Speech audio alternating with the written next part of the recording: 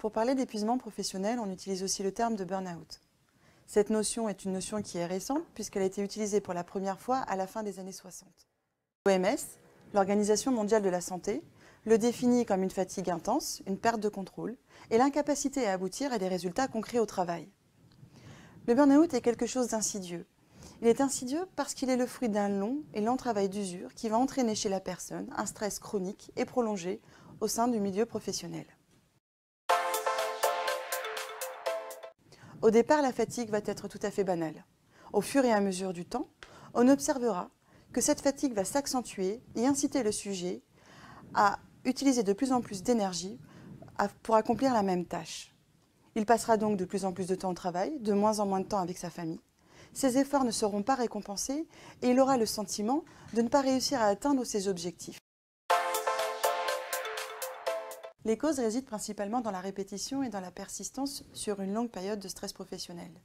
Et certains facteurs vont entraîner le sujet vers un point de non-retour, dès lors qu'il va passer le plus clair de son temps sur son lieu de travail, qu'il ne s'octroiera aucune pause alors que la coupe est pleine, qu'il deviendra de plus en plus exigeant avec lui-même, qu'il ne sera plus en capacité de distinguer entre son univers familial et son univers professionnel. À cela se rajoute l'hyperconnexion professionnelle actuelle. Les symptômes sont d'ordre physique et d'ordre psychologique. Sur le plan physique, la difficulté réside dans le diagnostic parce qu'au départ, il est très proche du simple surmenage à la fatigue passagère. Le premier signal, c'est lorsque l'état de fatigue persiste malgré le repos. Des douleurs musculaires vont se rajouter. Il peut également y avoir des insomnies, des problèmes digestifs, une perte ou une prise de poids. À côté de ces symptômes physiques, il y a également des symptômes psychologiques. On va voir que la personne va être irritable, va pleurer facilement. Il peut y avoir des crises de panique qui peuvent apparaître. La personne aura également tendance à être très anxieuse, à être démotivée et l'isolement peut faire partie de son lot quotidien. Le burn-out trouve sa source dans le stress et l'anxiété. Donc la première mesure à prendre est de se reposer. À cela va se rajouter d'autres règles à respecter, comme par exemple avoir une bonne hygiène de vie. Pour cela, il faut avoir une alimentation saine, pratiquer un sport, renouer avec son entourage et suivre une psychothérapie qui vous permettra d'être accompagné dans votre reconstruction. Il est nécessaire de comprendre que l'épuisement professionnel ne doit pas vous gagner.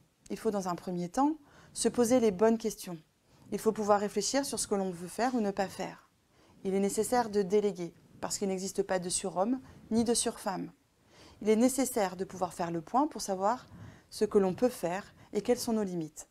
Pour cela, il est possible de prendre du temps pour soi. Vous pouvez par exemple prendre quelques jours de congé pour faire le point.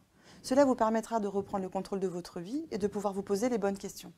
L'objectif ici est de pouvoir regagner cette confiance, d'avoir une vie meilleure et de retourner vers votre employeur ou votre salarié afin de mieux dialoguer.